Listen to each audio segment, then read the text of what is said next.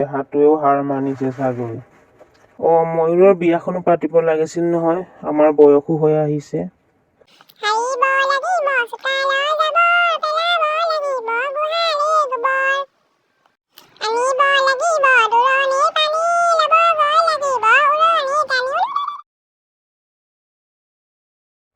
মা, মই চাকৰি সূত্ৰে এতিয়া অসমৰ বাহিৰলৈ যাব লাগিব। তোমালোকে থাকিবা, আশা তোমালোকৰ লগতে থাকিব বাৰু, চিন্তা নকৰিবা। নহয় বোপা, তই আশাক লৈ যা। আমিতো দুজন আছোৱেই ইয়াত, তই কথাত অকলশৰীয়া হবি নহয়। নালাগে মা, মই ইয়াতে থাকিম। ইয়াত থাকিয়ে ভাল লাগিছে।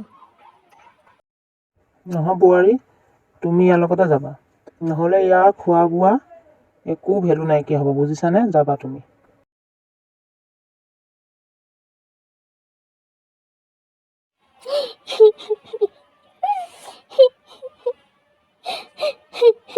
কেলেনো কান্দি আছা? কান্দিনো থাকিবলৈ কি দৰকাৰ কোৱাচোন? সিহঁতি গৈছে কামৰ কাৰণেহে।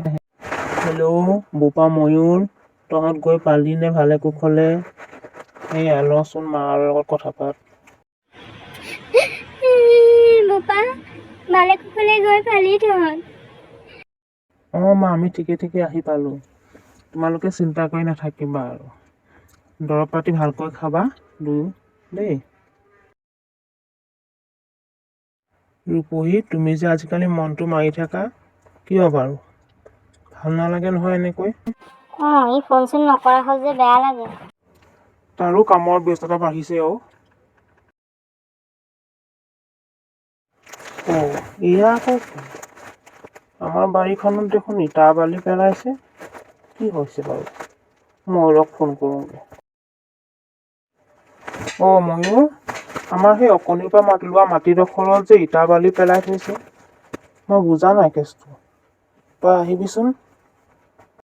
দেউতা, এইবাৰ যাওঁতে সেই মাটিডোখৰ ময়ে বিকি থৈ আহিছিলোঁ।